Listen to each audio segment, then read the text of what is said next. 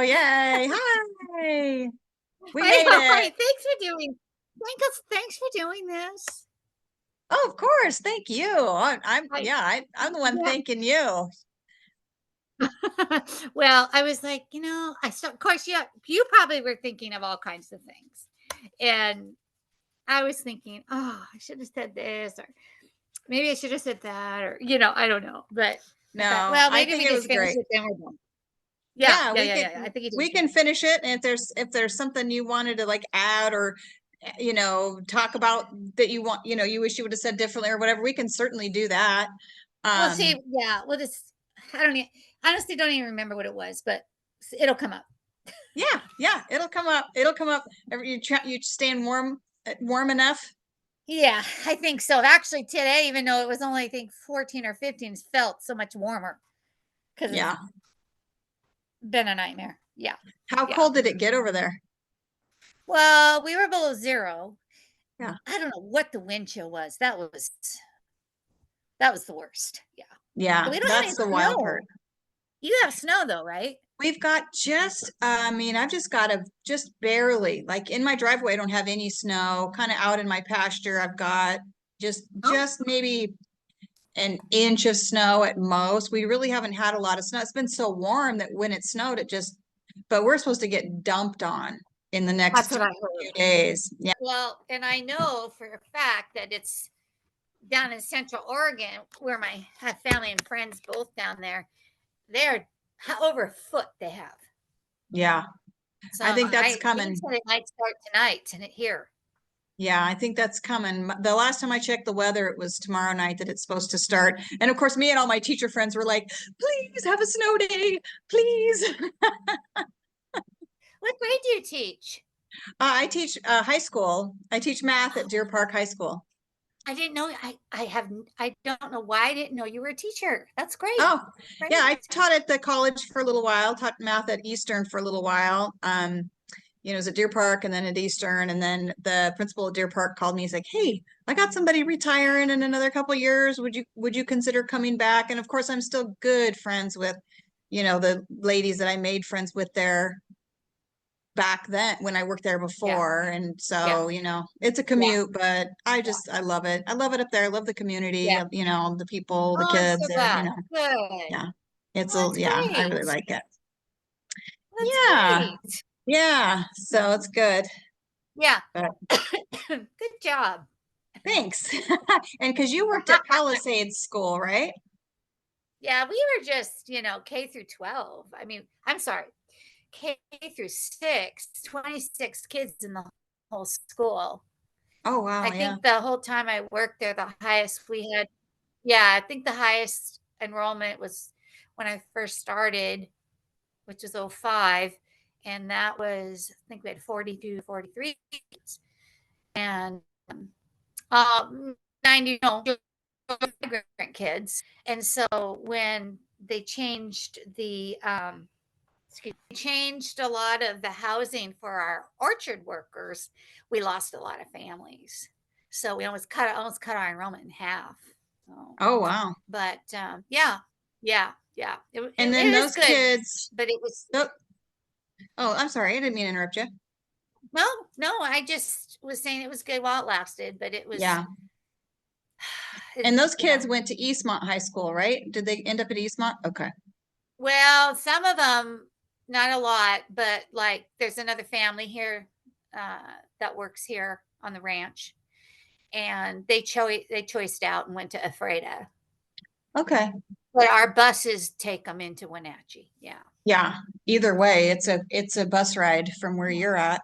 Oh, I know. I know. Yeah. They really Um, really tough on them. Yeah. yeah. No matter how you slice it. And what was it that you did for the school? Are you a teacher too? Well, I did everything for them. I taught, I cooked, Yeah. I did recess. I was the librarian for a while. Yeah. It's like That's kind of those how it is. elementary teachers, they just blow my mind because first of all, little children scare me. And second of all, it's like, when do you go to the bathroom? like, you have to supervise the children. At least in the high school, you know, they leave and I can like shut the door to my classroom and be like, okay, no one's allowed in here because I got to go take a break. But you know, I'm like, then when there's like a snow day or it's really cold and the kids don't go out for recess, I did like a little thing at Stevens Elementary. Just as I went to Whitworth, so they call it the Jan term, and it's just a really super accelerated semester. And I did my Jan term, part of my practicum for my teacher's certificate was at Stevens Elementary Right. here in Spokane, and it's a super low income area. And I mean to tell you, that kindergarten teacher that I was with, she just was so amazing to me. She was so patient and so good with those little kids. And there was some heartbreak. I mean, it was just a heartbreaking thing to just see those kids in such poverty. And then, you know, some of them just experiencing some really crazy, wild, Wow. violent, We've neglectful situations. It was just, it was exhausting. It was heartbreaking. I It was just all of it. and sorry to say, but I saw a lot of that in all my years there. These poor kids, you know, parents in jail, Yep. cops called the night before, Yep. you know, wearing the same outfit to school 2 or 3 days, uh, not having socks in the middle of winter. I mean, Yeah. just, yeah, saw a lot of it. Yeah. But As I an always try to, educator. we always try to keep extra clothes and, Yep. you know, brushes and combs and just Yep. stuff at school for them, you know, but Yeah. yeah, yeah, Yeah, I know. Like and even at the high school, you know that those kids are still experiencing that by the time they get up to the high school age. sure.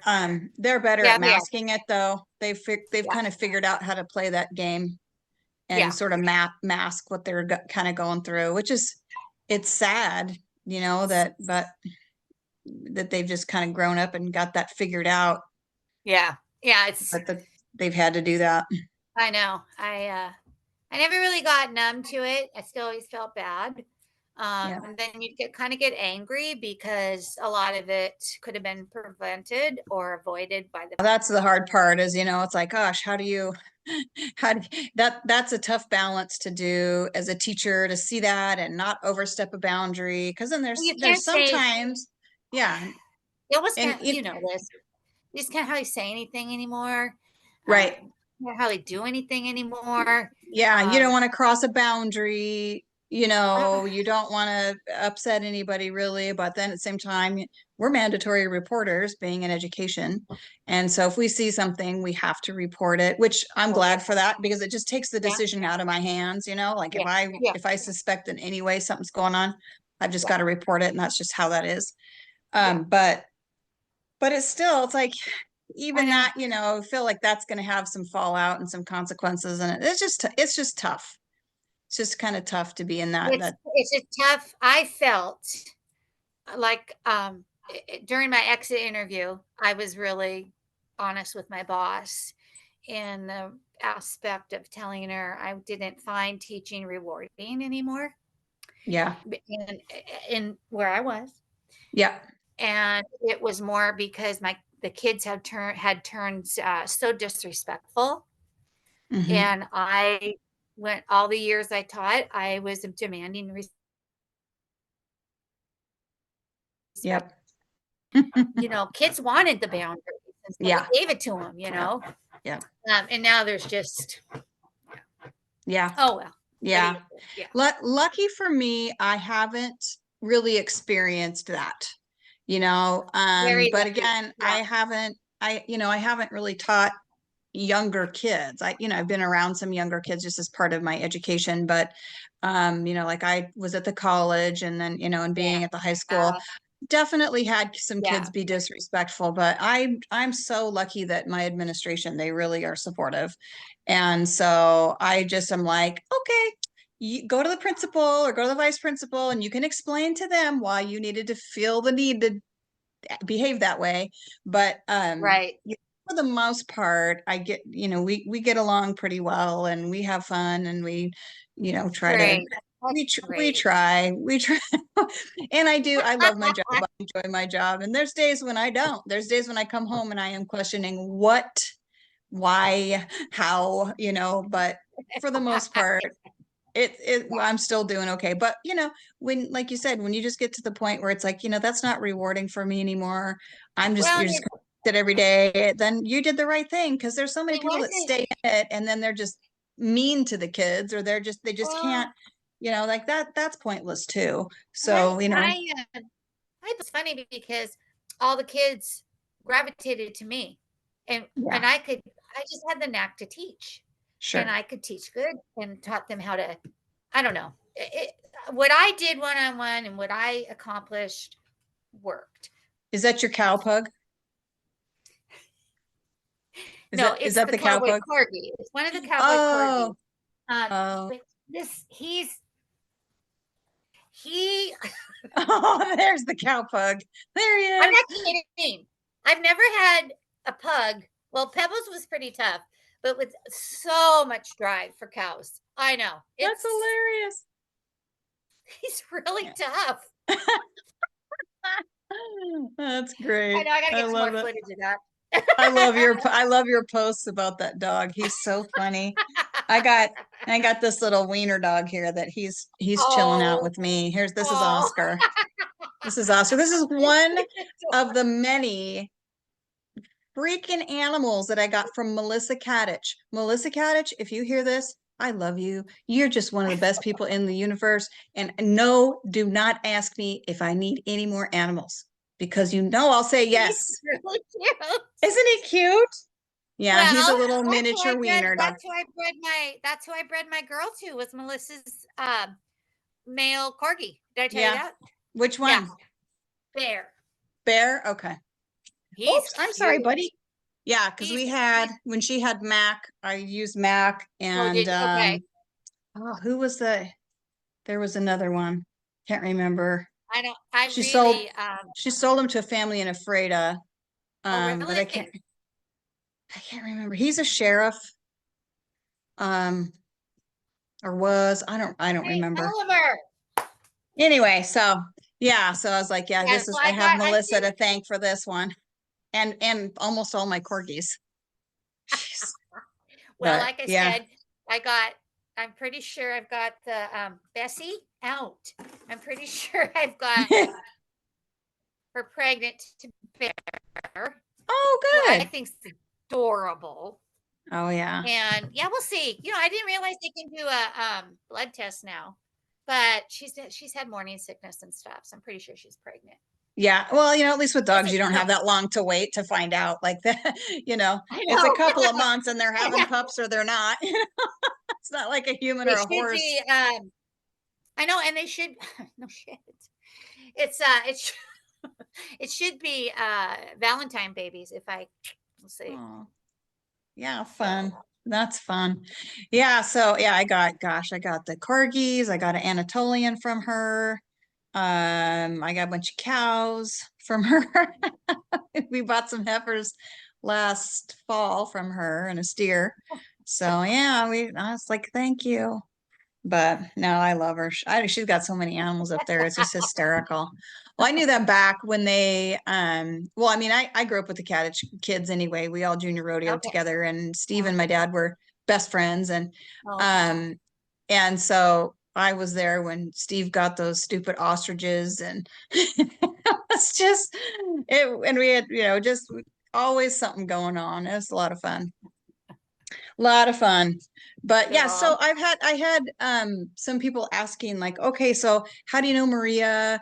What's her Oh, background with horses and things like that? Was there oh, anything you really? wanted to talk about? So that's kind of what I'd like to, if you don't mind, kind of just like tell us tell us who you are, kind of tell us your story, and then whatever else you think you might want to add or whatever is Okay. great. Okay, that's great. Well, I did not, well, I can't say I didn't grow up with horses. I didn't grow up with horses. Like I didn't have a horse when I was a kid.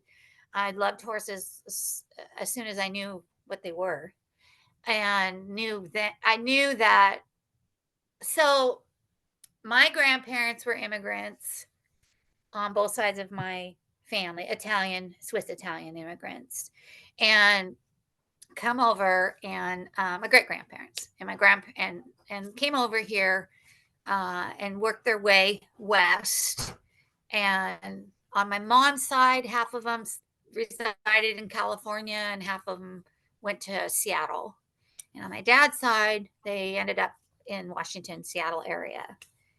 And my dad, who I was extremely close to, extremely amazing man, very blessed to have a dad like him. Um, he worked really hard. His dad was a butcher, my grandpa, and my dad always used to tell us he would started working in his dad's butcher shop when he was 9 years old, and he had a little stool he stepped on to weigh the meat, and he worked hard his whole life. And then he when he passed away, I actually found a letter that he wrote to the University of Washington in 1954 trying to get in, because he worked for in I think he was in high school, and he was working down in Seattle for Armor Hammer. And he told me he saw a boss get really mad at one of his coworkers, and he said, I'll never work for anybody. So I don't know why he picked dentistry, but he became a dentist, and he went to University of Washington. He wrote this letter that I have, writing to UW, asking, he was a B student, asking if he could get in. He didn't think he could get in, but he prayed the rosary really hard every day, and he got in. Oh, it worked. So he went to University of Washington. So he went to UW, he went to dental school, he worked hard, he studied, he put himself through it, he paid for it all. He gave up playing football. He was a good football player. He gave up playing football in high school to save money to go. And then him and my mom got married. They would have been married this coming June 70 years. Oh, wow. And I know. And mom didn't work, of course, because, they got married and started having children. And dad was still in dental school, and she was helping him. And so he finally got graduated. He also developed the first dental study club at UW, because he thought there should be a place where students should go and study together. And it took off. They still have it today. Anyways, he, uh, he was it's never easy. It's not easy to lose your parents, I don't think. And it No, doesn't ever get any easier. no. And I miss him terribly, really bad. But if I fall back on things in my survival unit, it's from a lot of things my folks said, especially dad. And he just worked hard for everything he got. We lived in Seattle. I had 6 brothers and sisters. And mom and dad moved to Mercer Island in 1970. And I was always stigmatized like I was a little rich kid. And little did they There's worse know. things to be, right? Well, but little did they know. Yeah, right. We That had to work. wasn't true. Yeah, we had to work for everything.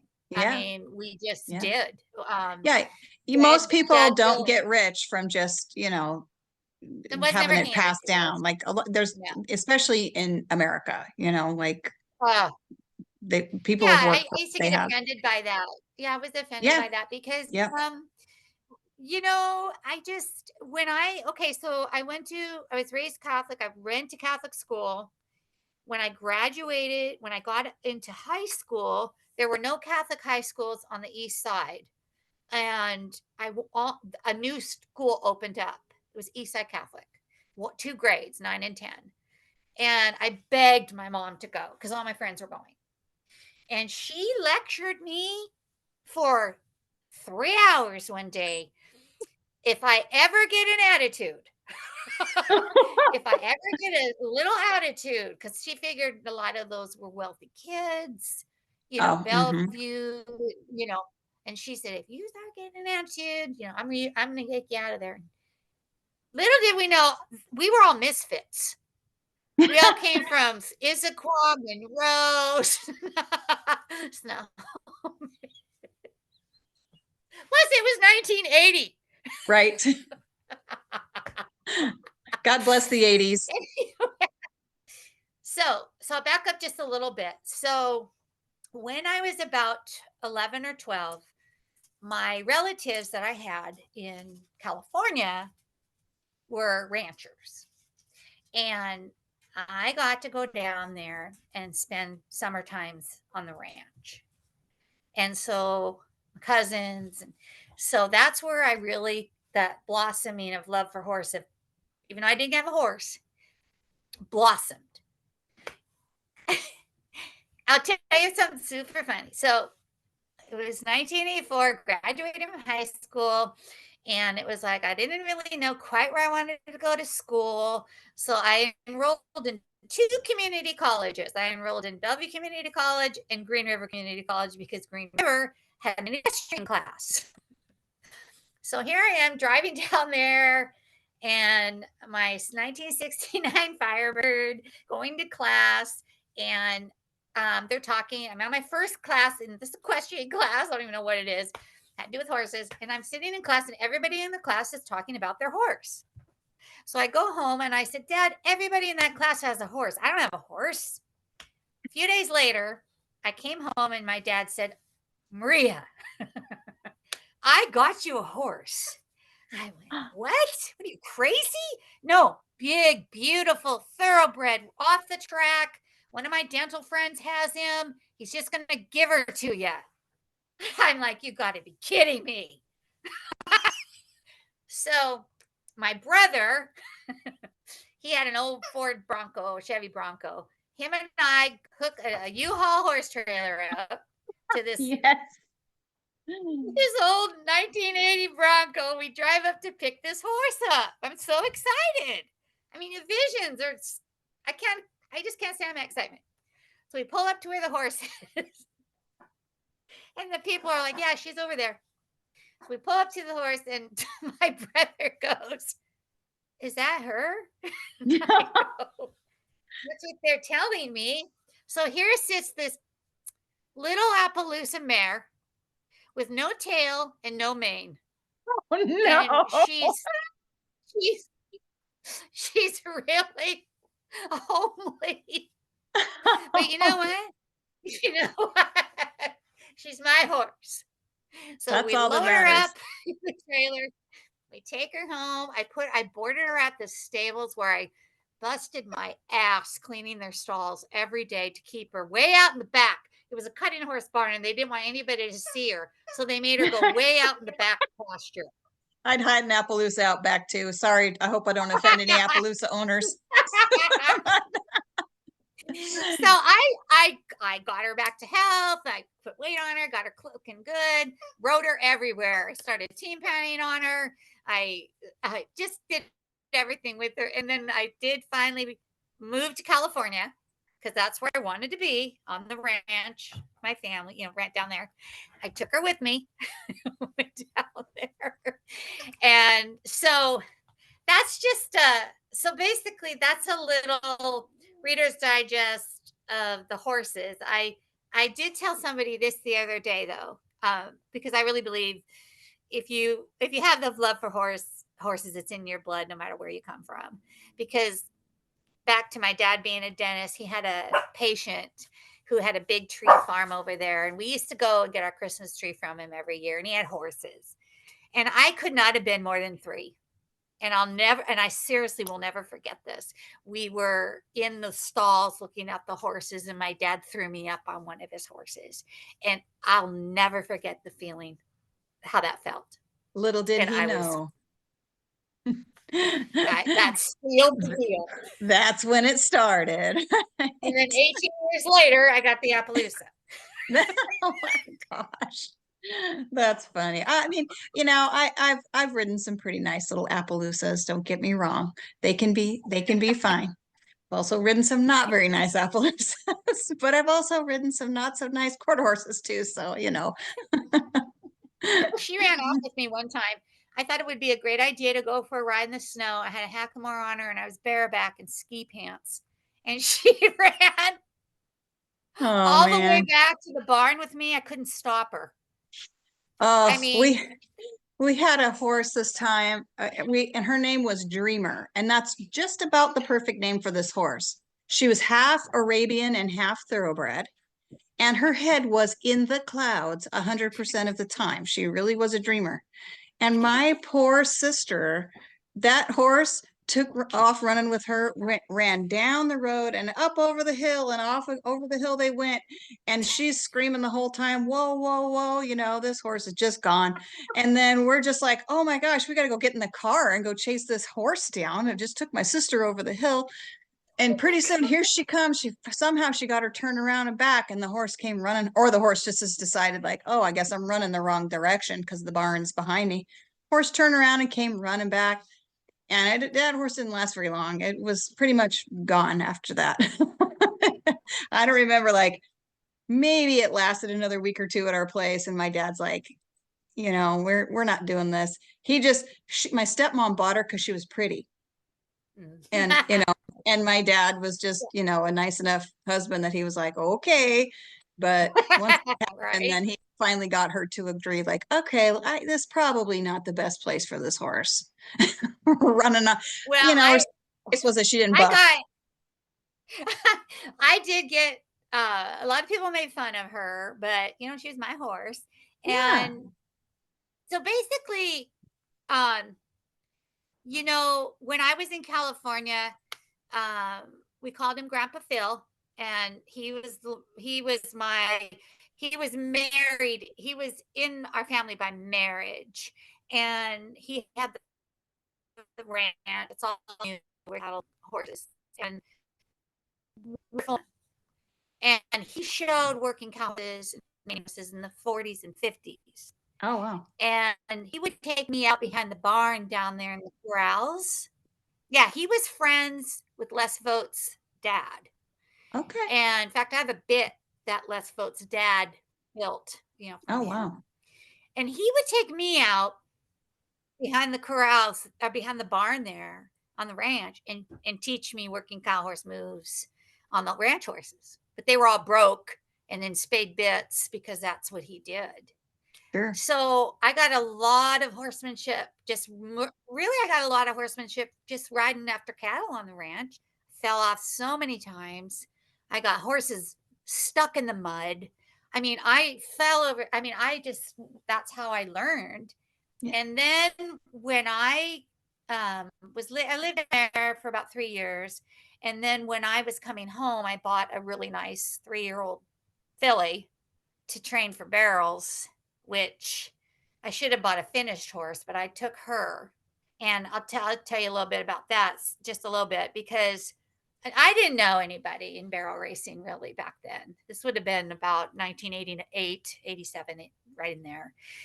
And I didn't know how to really get started. I wish I would have known to buy a finished horse, but I didn't know that. So I trained her myself, not really knowing. Bob Boyce helped me train her. I was boarding him with him, so excuse me. And I was taking her to barrel races and doing nothing, struggling, and thinking the girls were criticizing me, looking down at me. I could never get more than a 1920 on a standard course. 5 years I did that. And I was meeting friends and making friends as I was going along. I moved to Spokane in 1990 with my job at that time. And then I made a really good friend. Her name was Sheila Penley, and her husband's name was Roger Penley. And Roger Penley was a good friend of Carolyn Vitor from Phillipsburg, Montana. Carolyn used to be a WPRA president.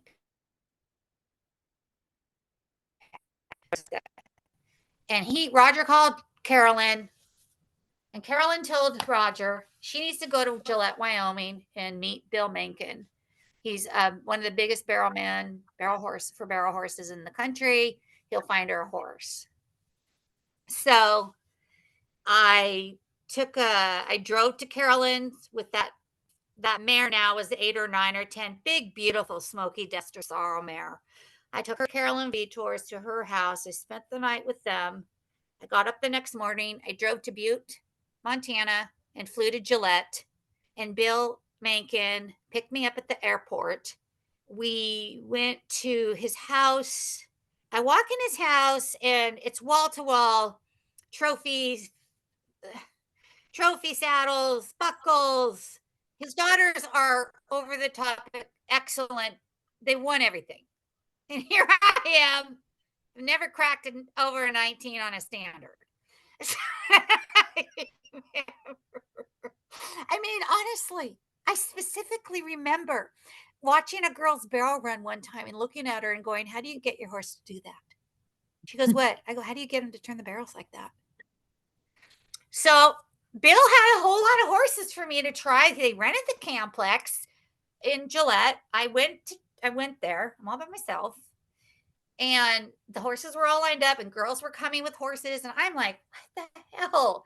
I'm not that great of a rider. I can't. And his girls, Mandy and Julie, they were so nice, so sweet to me. So there's this little sorrow horse. He's got bumps all over his legs. He's standing there quiet at the end of a long line of horses. I get on him first. He's pinning his ears. He's swishing his tail. I go through the barrel pattern, and he freaking nails all 3 barrels. I'd never felt anything better in my life. And I kind of was on his head because I didn't know what I was doing. And so I told myself, I went to make another run, and I told myself, just don't touch him. So I go get up there, went to the horn and didn't touch him. And oh my God, it felt amazing. And I said to myself, this is the horse I want. And so I wrote a couple more because the girls made an effort to bring me horses, and they set this whole thing up. So I wrote a couple more horses. And this horse that I liked, he came out to Gillette on a cattle truck from Oklahoma or Kansas. No papers. Like I said, bumps on his legs. I didn't care. So Bill said, well, let's go discuss it, So we go to the local bar and start drinking. And of course, we're going to talk horses. So he wanted $4,500 for him. Wow, that's a lot then. Yes, it was. Especially for a great horse. I didn't have it. I went home and sold my Appy. I sold the Sorrel, and I had a pony. I sold all 3 to buy him. Yeah. And got him out here. And the girls were kind of wrinkling their noses at me. Why? I have no idea. I was never a threat. And because sometimes people can just be that way. I got a couple stories myself. So yeah. Oh my God. Sad. And so I went ahead and started entering him. I didn't enter him in the $50 novice just because they were going to bitch about it. So I put him in the, I don't know what, maybe the 1,000. They still bitched about it. Yeah. So I went to the open, and he started placing. So I went, you know what? Screw it. I went straight to the rodeos, professional rodeos and pro rodeos, and had the doors just opened. I placed this was a horse that God must have sent me because he was seasoned. The crowds didn't bug him. Nothing bothered him. And all I cared really about, honestly, Becky, was I just didn't want to look like an idiot because I felt like I'd looked like an idiot. Every time I'd made runs before, I'd come out of the arena, no one would even say, nice try. And, I don't not necessarily need all that, but you already feel like shit, Yeah. And I think it's shitty that they only say great job when you win. They still do it to me. Because there's a lot of girls, it takes a lot of freaking courage to just even enter. Yeah, just to show up. And not everybody has. Like, you had to sell a bunch of your horses off to buy that one horse. Absolutely. And like I made my little oh my gosh, it must have been a scene because I'd roll into these barrel races and I'd show up with my old like 1978 GMC pickup. Oh, big dent in the side, oxidized blue 2-horse trailer, and I'd back my sway backed grade 14-2 little gelding out, and Yeah. he was a little Johnny Dial horse. He didn't have papers, but Oh, he was Johnny Dial, oh yeah. and Yeah. he could flat out fly. And he and I, once we kind of got together, that Yeah. horse ran off Yeah. with me. He gave me an ambulance ride. He bucked me off and kicked me when I was on my way down. I mean, this horse and I had been through hell and back. Yeah. And it was the same thing. Like, I was a kid, I was a teenage kid, and there were some ladies that were so kind to me. Yeah. Number one on that list is Yeah. Claudia Johnson here, and she's Oh, here yeah. and she I out in love Claudia. Yeah. Oh Claudia. yeah. I mean, I'll And sing Claudia's that woman's always been praises, so good. and Yeah. her husband Yeah. Ralph. Yeah. Those two are just Yeah. just the Yeah. kindest people. And anyway, Claudia was always cheering me on. And of course, my dad, he was always there and cheering me on. Yeah. Um, Yeah. but it just really bothered me, like, why? And Yeah. some of these gals are still running barrels to this day. And Oh it's yeah. like, why? How hard I is it know. to just say to a little kid, especially a little kid, but even other adult women, like, good job, nice try. Oh man, that must be I frustrating, like well, anything rather than you just look know, down your nose. And I had twine holding my stuff together on my oh yeah. side, like, I Yeah. but Well, I had my folks had money. I can honestly say not once did I get a dime from them for my yeah, horses. right, And that was fine. I yeah. know that with Sonny was his name, and I did track him down, his papers.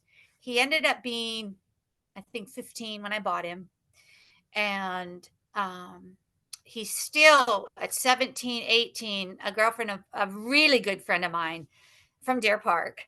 Um, she ended up with him and made finals on him at like 18. And uh, when I was the he taught me how to ride good. He did. And so from there, these horses were falling in my lap. I got a mare out of the nickel lad that in the middle of winter that didn't look like she looked like a pony, and she ended up she was one of the biggest, hardest horses I ever owned, and um, I made the WBRA finals the first year on her in the novice, which was really tough, and I won the IUBRA $500 novice on her the first year, and everybody loved her. She was a little gray mare, and then down the road, other horses. Well, what happened was Bill Mencken and I and his daughters and I, we just became super good friends and together. So he would send horses to ride, maybe sell, and vice versa. And so I was hopping on a lot of horses from all over the country. That was really teaching me a lot. Yep. And then I ran Skippy, and then a big sawhorse stock that Brenda and I have been friends for a million years. And her and I flew back to Wyoming together. She bought 2 horses. And then I ended up on one of the horses that she bought. Um, First time I ran 17 twos on a standard was on him, his big 16-9 hand horse. Um, just a lot of really good stuff in those years that followed that, and horses and meeting people. And like you're saying, when I was winning, I was so much more supportive to people trying to climb up the ladder. I just Yeah, was, yeah, because like you're saying, I did have some pretty tough girls come up to me and compliment me, and that just stuck with me forever. yeah, Usually was at a pro rodeo, and then I still hang on to that stuff today and know how much it meant to me. yeah, Um, so, so the last horse that I was extremely tough on was Ernie. And I got Ernie in 2006 from one of my best friends who didn't get along with him, and nobody liked him. I mean, he was nobody could get along with him, but he was so fast. Everybody tried him out. Some tough girls tried him out, but he'd pull you right out of the saddle. He just root and pull you out. They didn't go on. But Dina, who owned him, good, really sweet dear friend of mine, Dina Diniz. She she kind of wanted me to have him, even though she hated him. She wanted him to have a good You're like, home. am I thanking you, or do you really secretly She hate wanted me? him Like, to have what's a good going on home. here? Yeah. Thanks for this horse, I think. Are you trying to get me killed? Well, what happened was a gal wanted to run barrels. Totally another horse story that I won't tell. But a gal came to me and wanted to learn how to run barrels on her 50th birthday. And I had a gelding. We had a gelding in our pen who was part draft, part Morgan. His name was Spunky. He had one eye. Oh, oh, And he was the best horse in the world. Big good old old heavy. Spunky. Oh God, he was the best horse in the world. Anyways, she taught her. He taught her. And Western Horseman did an article about it, and Dina read the article and called me and said, "Is it ever too late to learn how to run barrels?" And of course, I said no. So her and I got together and became friends. And she was on this horse, this sorrow horse she called Ernie, and another pin your ears and swish his tail horse, you know. But we used to go down, you know, when we were racing at the track in Pasco. She would take off on him, scared to death, and he would literally fly all the way wide around all three barrels and be like a 19 something. And I said, excuse me, if you tighten your barrels up, do you know what you got? But she was always so nervous on him. And I helped her. She kind of got better and better and better. And she had some pretty good runs on him. So a couple years down the road, maybe a year, I don't quite remember, she did get hurt on him. She fell off, broke her collarbone. She was never going to get on him again. Anyways, long story short, I got him. Her and I traded. Dean, my husband Dean, he raised a really good Mr. Gunsmoke filly. Such a great mare. And we traded. I'm skipping a lot of really cool parts. I'll have to write a book about it. But anyways, Yeah, totally. But I got Ernie in August, and Ernie and I just came out with the blaze of glory because that October, before they ever ran 16s at Moses Lake, older people will remember that. Kathy Grimes ran, it was like a 16-7, 5, 3 on her buckskin. And I ran a 16-7, 5, 4 on Ernie. And those were the two 16s that ever been in that pen ever. Wow. I know. He was oh, God, he really taught me he taught me I remember driving to work going, God damn, will I ever run a 17 again? I remember saying that. And then I got on Ernie, and it was arena records. I won the 2D at the Can Chaser Challenge, $6,000, almost run a new truck, but he wasn't an average horse. He couldn't make two good runs in a row. Yeah. Yeah. So there went the saddle, the buckles, and all the fun stuff. Right. But what happened with Ernie, though, you know, he was severe blow navicular and ended his career. And I think that's when I told you I found his sister, right? From I Butch don't and Mary remember the Knowles. story about, yeah, you told me Butch and Mary That Knowles, was but I don't okay. So I that's don't think I realized it was Ernie's sister. that was Ernie's sister, out of a different mare, but out of the same Okay. stallion, Dr. Frosty Checks. Okay. And then I bred him to judge, or her, I'm sorry, to judge and the KG for fame. So I've had well, I'll back up just a little bit. Dina and I acquired Smart Little Twister because we always really liked him, and we owned him. And the little gray mare I did really well on. I told you about. I bred her. I bred her to Twister 4 times, and I bred her to another stallion we owned and raised some really good colts out of her. So I was really we were raising, and I was training and running barrels on them, which was fantastic. But then moved to 2012, I was running one of those colts, and it was at the end, I got really hurt on him. I fell off of him over in Ellensburg. I got really hurt. Anyways, it wasn't too long after that I discovered I had breast cancer. So I had already bred the mare to Judge Cash. I'd already started doing that, and then I got the cancer, and that's when I told you that colt was born Yeah. the same time. And so now I have these judges out here and these really, I have some good horses out here now, but I'm skipping over. It takes a lifetime in my opinion, to Oh get yeah. those kind of horses in your pen. And now my challenge is, quite frankly, is letting that son of a gun run. Yeah. We talked about it last time, the confidence, Mhm. I Yep. mean, getting hurt and having cancer and getting older and your body changes and you're just, Your balance changes, your strength changes. Like, everything. I hate to admit that I'm not as strong as I was when I was Yeah. 20, and Yeah.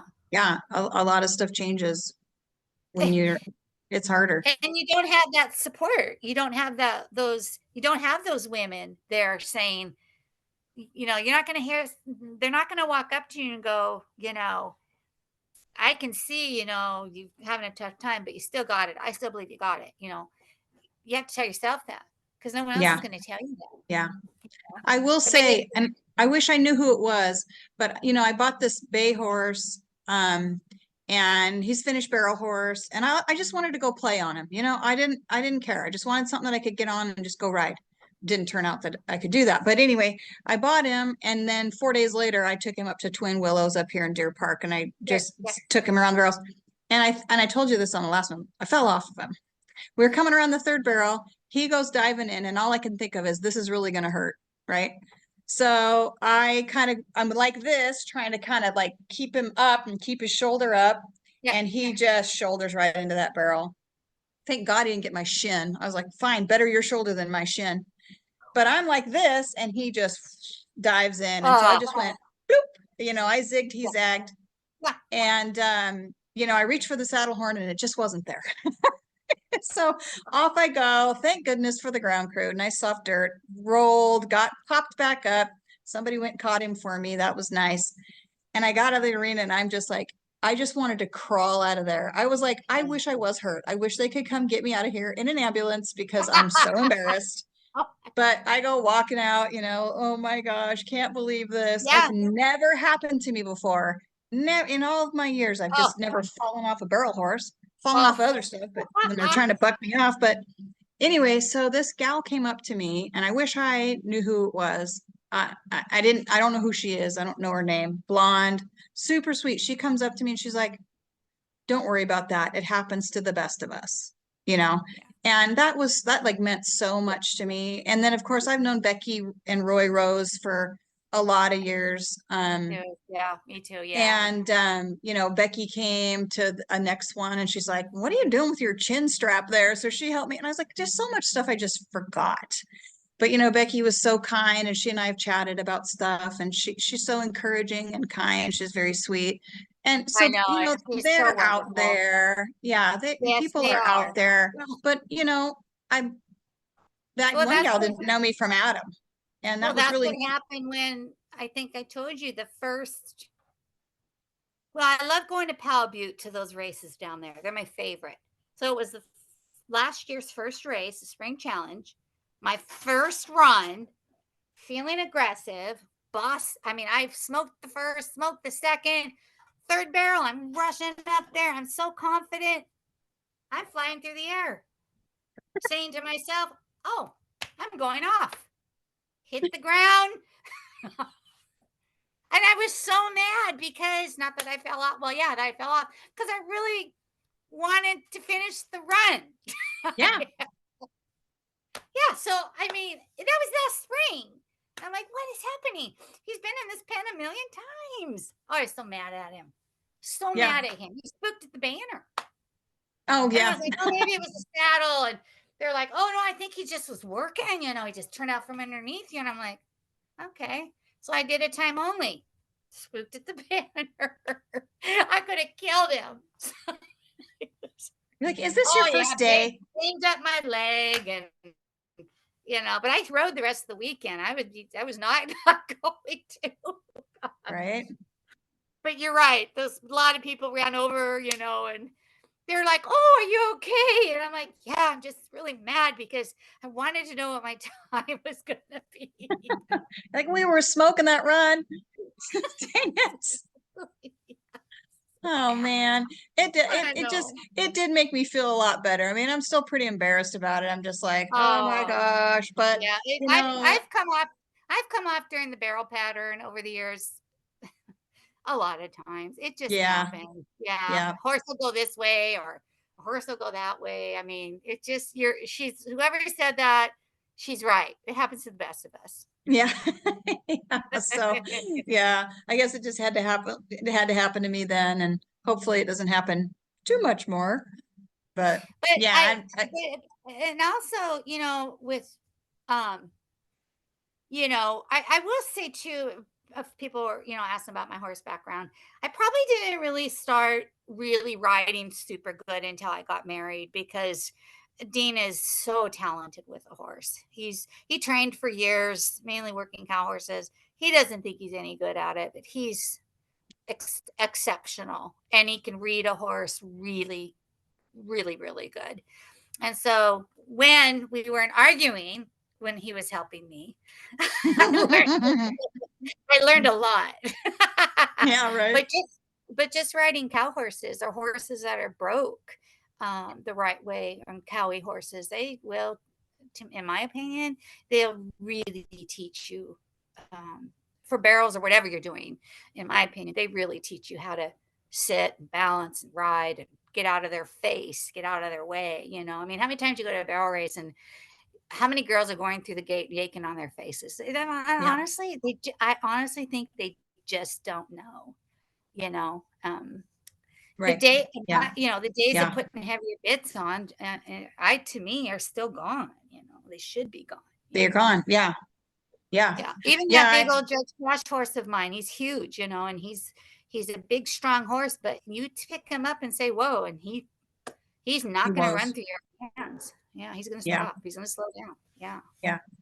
So Yeah, I took that horse I got and I couldn't run him. He was a basket case and barn sour, trailer sour. yeah, Just you couldn't take him out on the trails. And that's really all I wanted to do with him is just get him yeah. out on the trails and get him quiet down and get his mind right. And I mean, he was pretty treacherous to Oh yeah, yeah. You're not yeah, and comfortable. yeah, and so I was like, so I didn't run barrels on him. I bought him to run barrels on, and then I didn't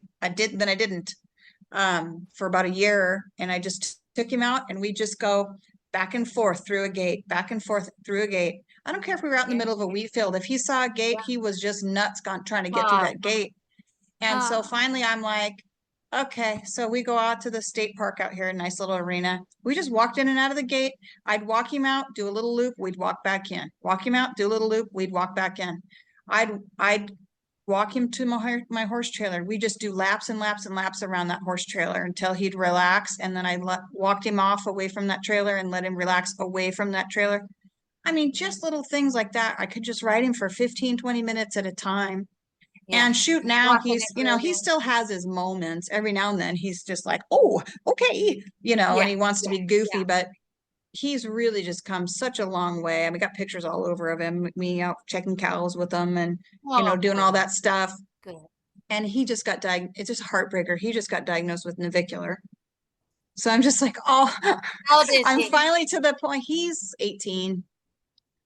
And so I finally got to a point where it's like, okay, I think I can go kind of compete on him again and have him be quiet because I would rather, even though I, paid a decent amount of money for him, I'd rather just never take that horse in an arena again than to let him live that life of just being such a spaz. Like that's Yeah. not good for anyone. It's not fun. It's dangerous for me. Oh, yeah, yeah. But I just thought, what kind of state of mind is this guy in that he just feels like he just can't, Well, he's just, I never could get the thing about Ernie was he'd blow his barrels, but he was so fast it didn't yeah, matter. yeah, But when I got the diagnosis, I took him to WSU and had the MRI done. He had full blown navicular. He had a cyst on his coffin joint. He oh, had wow, lesions on his tendons. Yeah. But when I got him somewhat sound, oh God, he made the almost amazing barrel runs. yeah, He would just shrink around him yeah, and like He never did in all the years I ran him, but I could go 9-0 and he would just fold around those barrels because he was pretty much pain free. But Yeah. that heart, having that size of heart he had, he didn't care. He'd plow through that gate like it was nothing. He had Yeah. such a big heart and a will to Yeah. live and try, This horse is But like that too. Yeah. He's just got yeah, that big motor and yeah, he'll just go to work and he'll yeah, do it. But I just couldn't, and I could me have done too. it. I could have. I just I couldn't know. feel good about it, I because did he'd hurt too. Yeah, himself. And then I'm trying to leg him up and he's off and he's off. And I'm like, this horse is off. He's lame. He's lame. you know. No, everybody's like, quit looking so hard. And I'm like, I can feel that he's off. And then sure enough, I'm trying to get him legged up and he won't take his right lead. And then he would, but he wouldn't stay in. And, so I got his hocks injected and that helped a lot because then he's crossfiring because he's not in the right lead in the back. And so I got his hocks injected and that helped a lot, but then he just was always off on that one right front. And sure enough, x-ray showed just some mild navicular. So I hope I can do some stuff with him. I've been doing lots of Let research me, on. I will message you what I used on Ernie. Yes, please. It's a little spendy, but it's a supplement that worked for him. It may not Okay. work for your horse, and it might work for your horse. Well, I've got him on But Osteomax right now, and he seems to be responding pretty well to that. good. Okay. But so we'll see. But yeah, anything, Yeah. I'm Yeah. listen to any of it. It works for Yeah. some, doesn't work. I'll sure try it. Exactly. I have his nephews out here, Okay. and I just sold one of them to a really dear friend of mine, and he's got it. I mean, Yeah. he's probably going to be tougher than Ernie. Yeah. I'm really glad she's got him. And he I'm so excited about those two. I think it's going to be incredible. Yeah, Cool. he's really, yeah. That'll be fun to watch. So we'll see what happens. Yeah, it'll be fun to watch. I Yeah. hope so. Yeah. Well, good. Yeah, I've always just loved watching you're out there on your spur, right? Yeah, that's the one you're running right now. Yeah. Yeah. I just love watching you on that horse, Yeah. and I'll be running. you're so cute. Well, thank you. You are. I don't know. I got to stop being so critical of myself. You do. Yes. Yes. I know. Because I'm, terrible, terrible critic of myself. How I look on him and how I ride him. But here's a new year, new beginning. We'll try it again, and I've got the other mare that I'll run her. And then I've got a half brother to him that I really like. I might run him a little bit too. So we'll just see. I mean, and back to the hauling stuff, I will interject. My first setup was a Mazda pickup in a 1-horse trailer. Nice. Great. The trailer's pushing your Mazda down the road then, huh? I graduated to and then I had a 2-horse slant. That was nice. Stepping well, moving up.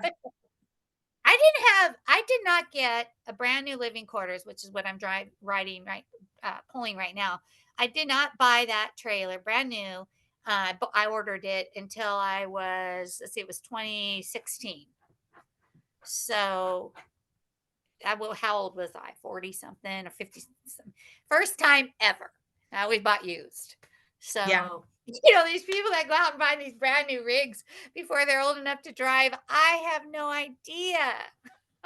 Where do you go? You can finance that sucker. Yeah, I know. Wow. Same with me. I have yet to own a brand new horse trailer. It's the first time for me. That bay horse I bought was was like the first finished barrel horse I ever bought. I'd always I joked around how my dad would always just dig through a dumpster fire to try to find me a horse to ride. Well, you heard my story. Yeah. He came home one day with a horse. My dad, he grew up in the Tri-Cities. Well, yeah, he grew up in the Tri-Cities area. They all moved up from Kansas. His family did to the Tri-Cities during the Manhattan Project, and they worked at Hanford. And they moved up here, and my dad was very young. Anyway, so my dad grew up in the Tri-Cities, Kennewick area, went to Kennewick High School.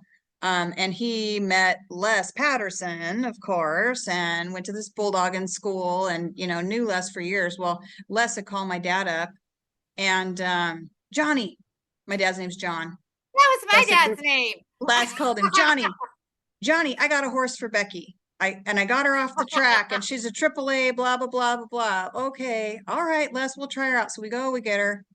Shoot. I mean, she is off the track. I was 14 years old. She's off the track. She ran off with me so many times. Like I had no idea what to do with her. And it wasn't going to work out because I just, I didn't realize no one thought to tell me. I never rode racehorses. No one thought to tell me that this means go for a racehorse, right? When you have the contact and when you're, Pressure. Yeah, pressure. Yeah. You yeah, run through that it. Yeah. that means go. So, and I'm like, this rotten horse, she's gonna run off. I've had enough with horses running off with me. I You know, hate that. Oh my yeah, God. It it's only the needs to worst happen. feeling. It only needs to happen once. I'm telling you what, it's the worst in the world. Yeah, it's the worst. So yeah, so anyway, there's that. And then we had a little backyard stud that he was a stud till he was like 8 years old. My dad cut him. Here you go, back. Here's your rope horse, here's your barrel horse. Okay, well, that rotten dink would buck me off every spring a couple times. He was a horse you couldn't give him like 2 days off, and he is trying to buck you off. And so that it was just one after another. We Oh, ended up and with some like Skipper W. You remember Son of Brick? Did you ever know Son of Brick? He's more halter I bred. know there was a lot of halter horses around Spokane too. From Yeah. Carol Welch was her name. Okay. And Carol had a lot of those Bart Sunglow horses too Oh from the yeah. McClures. Yeah. Yeah. But anyway, so and we had a bunch of these. They were halter horses, and they were just knot heads. But anyway, so yeah, Yeah. I'd never like bought a horse that was finished before. So I don't know. And now I got this Well, little colt that I'm like out I here.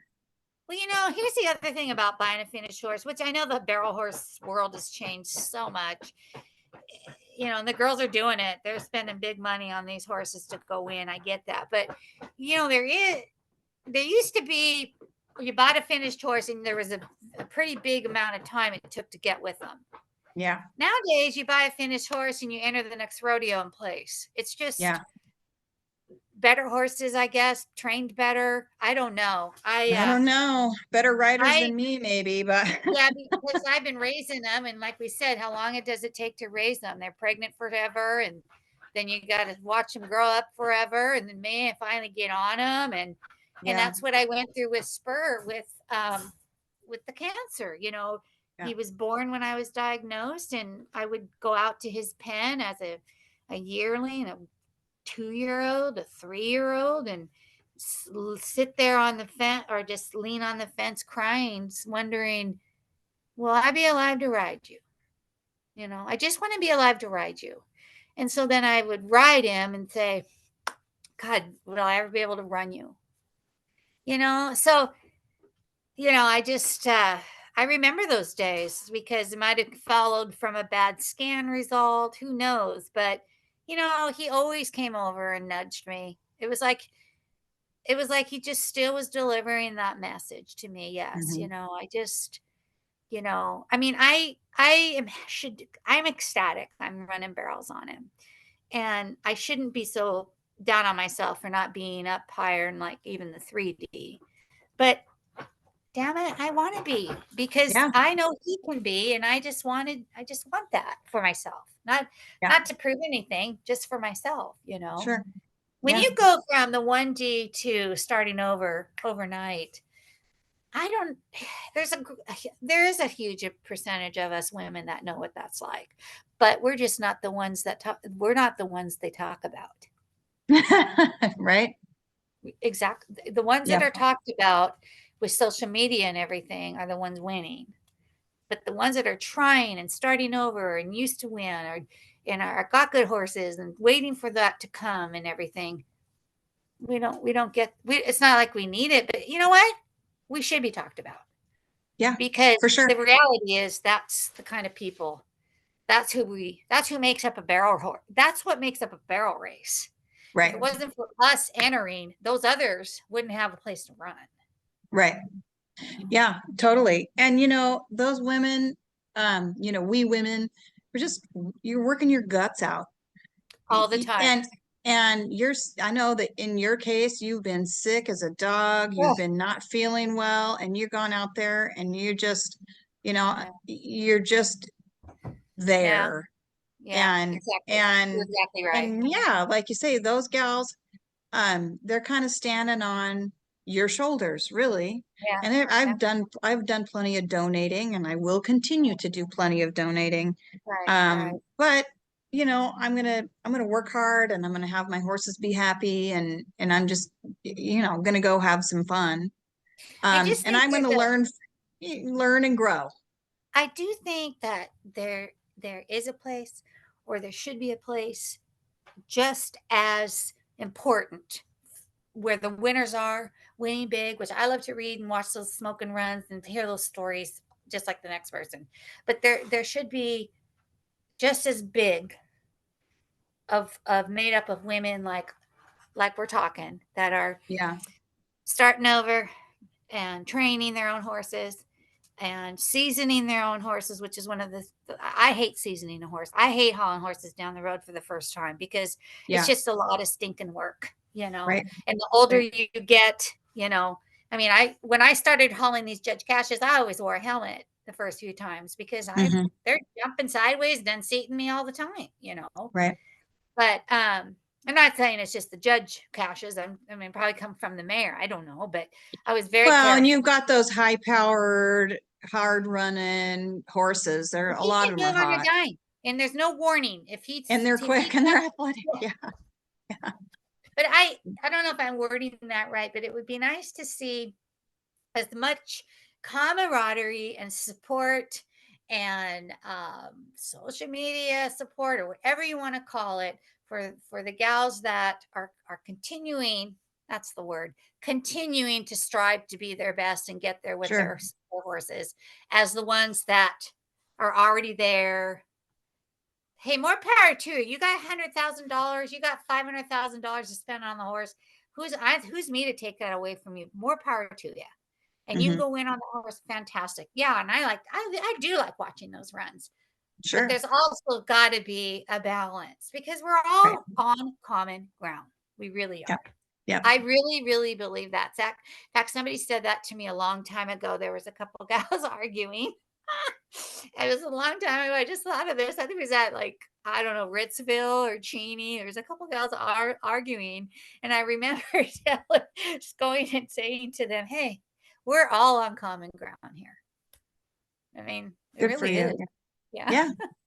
Yeah. Yeah. Like I remember that it stuck with me from the time I was a teenage kid, that Yeah. those ladies looked down their nose at me, and I'm not going to name any names or anything, obviously. Oh, That's I've got them pointless to too. do that. I But know, but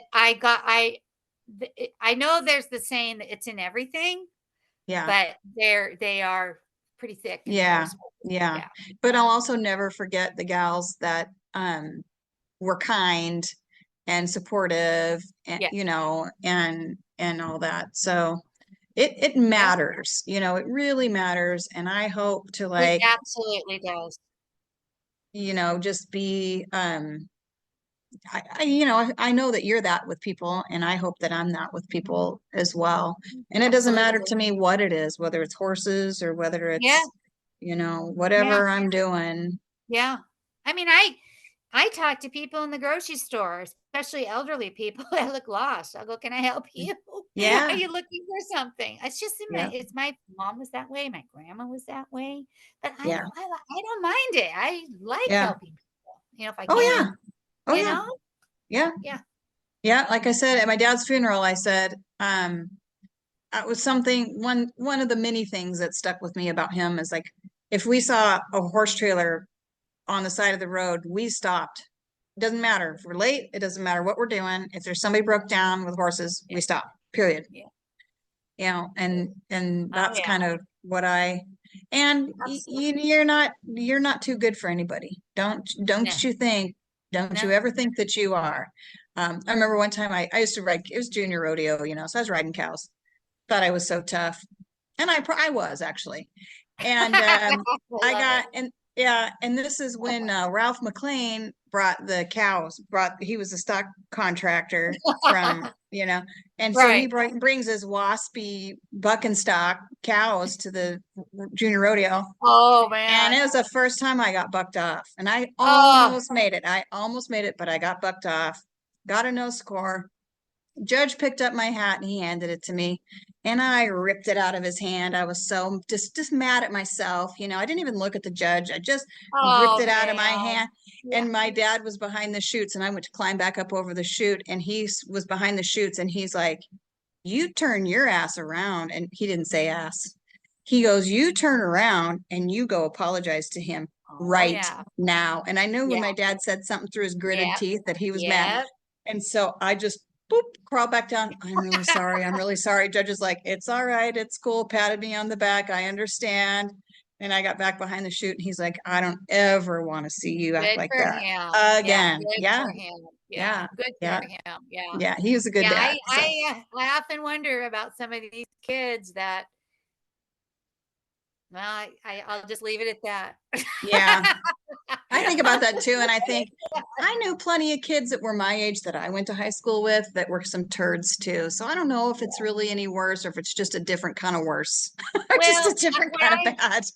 I just don't, I think I'm alluding more to the parents, Yeah. Yeah. handing Yeah. them the world before they Yeah. even know. Right. Yeah, it can build so much character, I believe.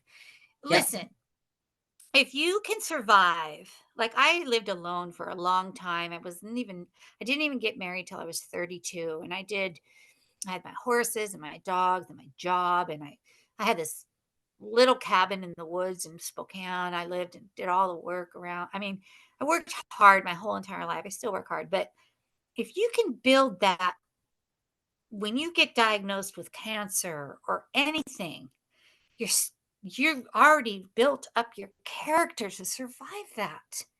Yeah. That's why I don't know, handing the world to these younger people in life to where they don't understand hard work and surviving and being strong and digging deep down in you to that extremely human strength that God gave us. It's in there. It's in there.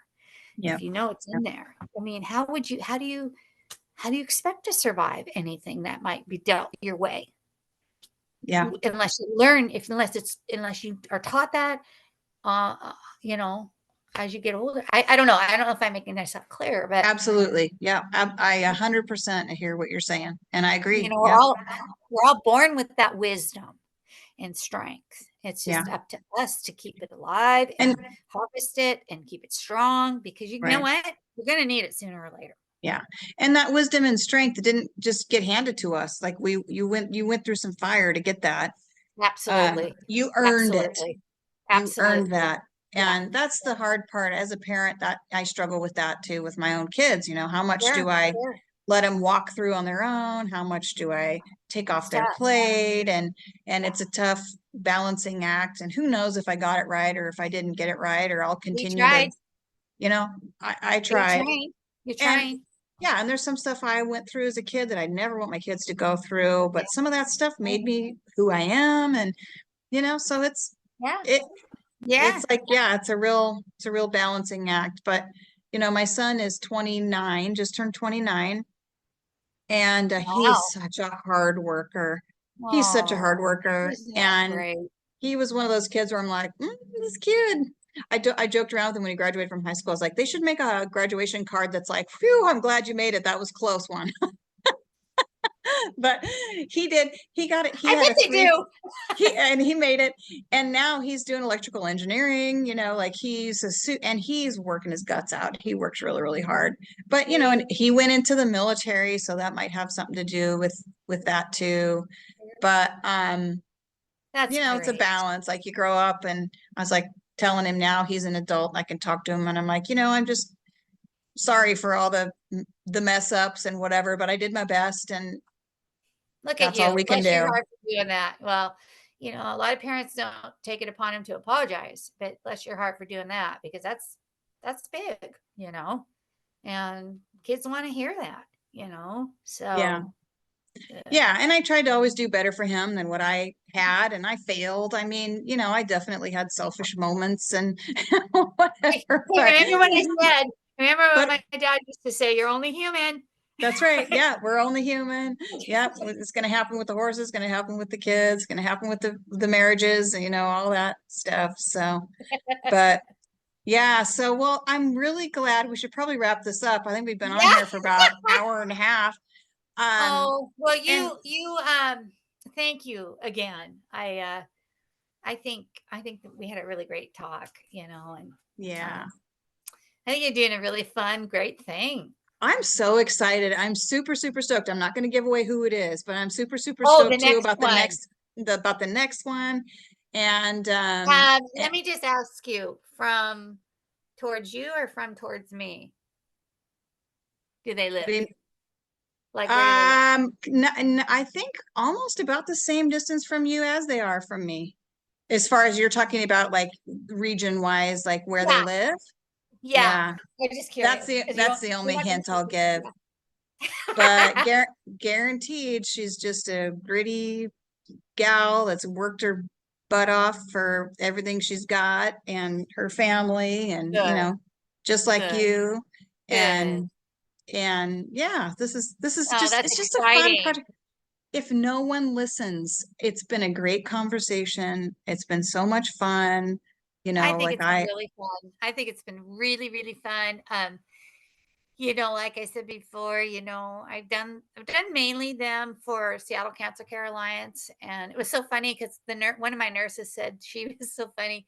She said she went down.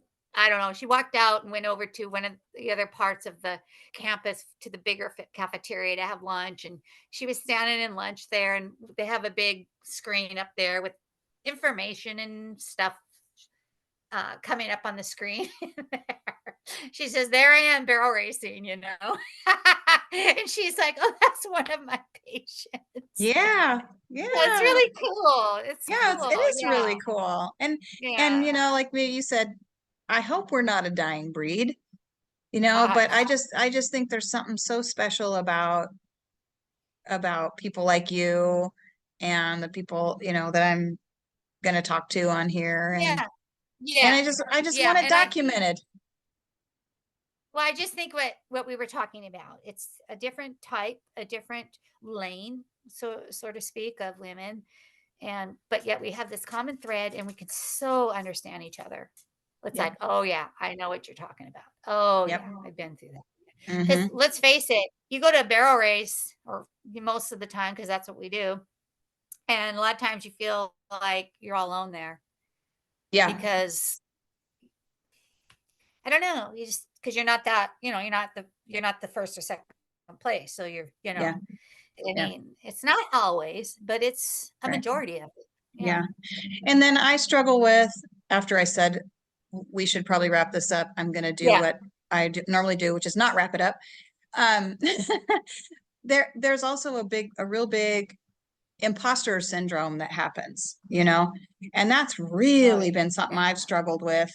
Um, oh, I'm just kind of an old washed up has been, I don't, I certainly don't. It's changed a lot since I was out of it and then got back into it.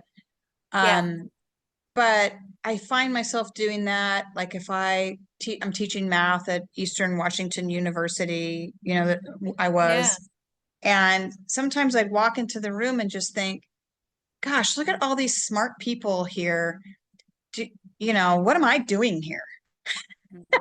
I know. And somebody quoted me off of something I said I wrote something on Facebook, and someone quoted me and I was like, I said that? Like that's pretty eloquent. I can't believe that I'm the one that said that. And it's Yeah. funny how you just get that in your mind, like, no, I do Yeah. belong here. You Yeah. belong here. You're doing exactly what you need to be doing, and you're good Oh, at it. And well, I don't know people are about learning, that. people are watching, people are learning. You're inspiring people, just I by said your that toughness. when I said that last time, you said, yeah, I was telling you, people said, "Oh, you're just an inspiration." And I'm like, and then I had a friend today say to me, "You're so strong." And I'm like, I hear those things from people, and I don't want to say I don't believe that. I don't even know I don't know how to describe it. I guess I would say, I guess I'm strong, but I just say it off the cuff, you know, Hmm. but Hmm. I just do what I got to do. Yeah. But To I you, do it's just a know that, no-brainer. Yeah. well, and I do know what it's like to have those days. Can't get out of bed, don't want to get out of bed. Hmm. And the only thoughts going through your head is, why me? Yep. Especially, especially if your peers are out barrel racing, Yep. or your horse is standing outside your window and you don't even have the strength to go out and pet him. Yeah. I never thought I'd have those days, but I have, and that's Yeah. probably my worst. Yeah. My worst. Yeah. Yeah. Yeah. So, yeah, But you're powering back and you're always, trying to one just foot in front of the other. trudge through it. Yeah, trudge Yeah. on through And it. and I say Yeah. that to people that people I don't even know that I hear that are kind of going through a struggle, and it used to be different for me. When I was younger, I'd just be like, "Oh no, you just got to pretend and you got to, fake it till you make it," kind of stuff. I've heard Sure. that a lot. Sure. Um, Sure. and now I'm just like, no, like let's just roll with Yeah. it. Yeah. Let's just roll with it. Yeah. And just admit it, like that Yeah. nothing, that stuff's not perfect. Yeah. And Yeah. you're not fooling anybody anyway, Yeah. except You know, yourself. I was watching these girls down south winning and stuff, and I was like, not envious or nothing, but I just said to myself, well, I said, I said, I might not be down there placing, but the horses I have out in my pen are related to those ones down there placing. Yeah. Yeah. That's how I looked at it. Yep. Sounded pretty good. Yeah, that's right. Absolutely. Yeah. Absolutely. So it's always a different take on things you can Yes, create. for sure. For sure. Yeah. And Yeah. you're right where you should be right now. Yeah. That's like Absolutely. me. Just have patience. You're right where you should be right now. You, like you say, you got the horsepower. Yeah. Yeah. He ain't going So nowhere. Yeah. yeah, and you worked a long time to get that where you wanted it with those horses, and you researched, and you I just again got so fortunate with Scotty, yeah. and and Scotty, she used to get steers from us. And so we just traded breedings for steers. Well, there you go. Because I know That worked people out. were saying, how did Maria afford 6 breedings to Judge Cash? Yeah. They literally were saying that. Yeah. Well, I Well, have honey, cattle I and don't we have any will more trade. dollars in the bank. Yeah, we're bartering here. But yeah, just good people coming Yeah. crossing your path at the time they need to. That's exactly right. That's exactly Yeah. right. And I feel like that with meeting you too, Oh, just there's just a reason that you came in, and there's a reason that last spring when I had this idea, like I just, I want to start talking to these people. You were the first person that came to my mind. And okay. Yeah. and I'd never talked to you before. I'm just I like, I don't know. even know. In fact, I'm We not just even sure why I sent we you a would friend request on Facebook. Like, I'm not even sure. because It was just I mutual. Oh, the corgis. That's right. I don't know if I was talking to you about your male corgi. Probably. I was kind of looking for a corgi to breed to my girls, Okay. Yep. I have a feeling, or maybe I'd already had the puppies and you maybe Okay. messaged me asking about them.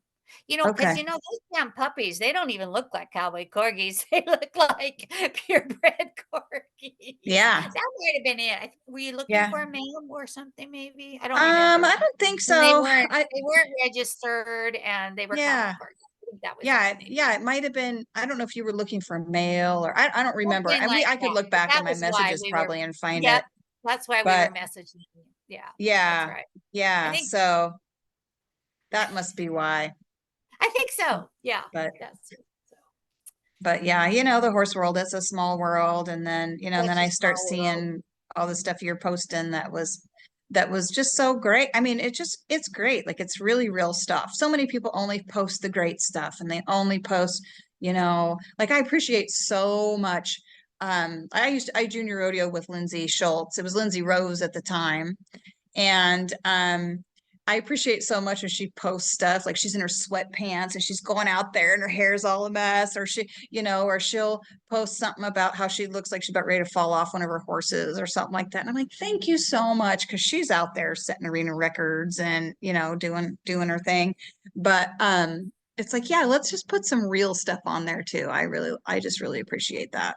Yeah. Well, it's funny because, like you said, I enter the barrel races and, and I know my times to be slow, and I still post my stuff, and won the 5 deep buckle last summer, posted it. Oh yeah, and I am winning the senior 4 deep buckle for the end of the Nice. year. I love those divisions. Seriously, I'm like, my hope is the I still 3D. check I those, love all those divisions. It's so great. but it was a hard thing because the last thing that something I had to swallow was when I first got diagnosed. The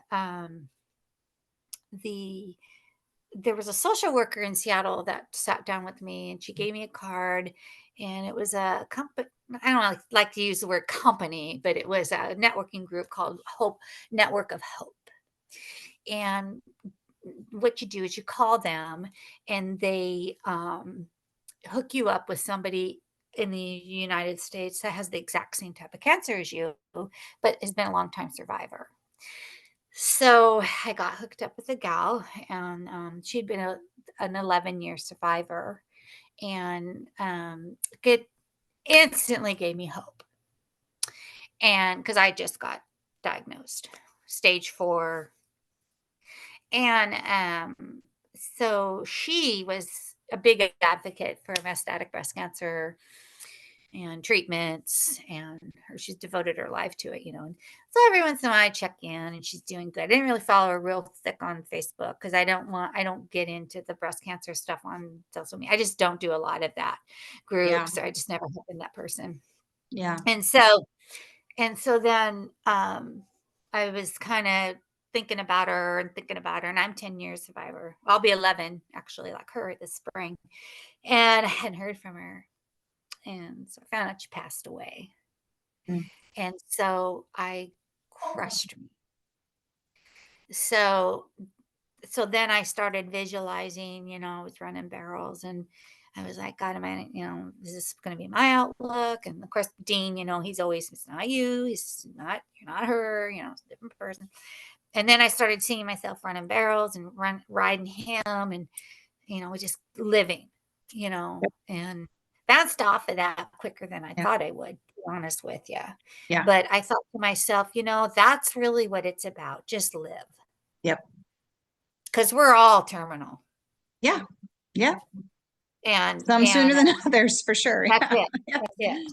Yeah. So I just started visualizing that I'm living. I'm going to enter races. I'm going to plan to go here. I'm going to train in this horse, and instead of just, because at first I'm just, again, human. I got the news and thought, okay, there it is. That's going to be me. It's just. Sure. And then naturally. Like, naturally. Yep. Of course. Yeah. Yeah. And then I'm like, you know what? God has a plan for every single one of us, as long as we ask him to guide us and lead us in that plan. Yeah. So yeah, it was a really hard pill to swallow. I bet.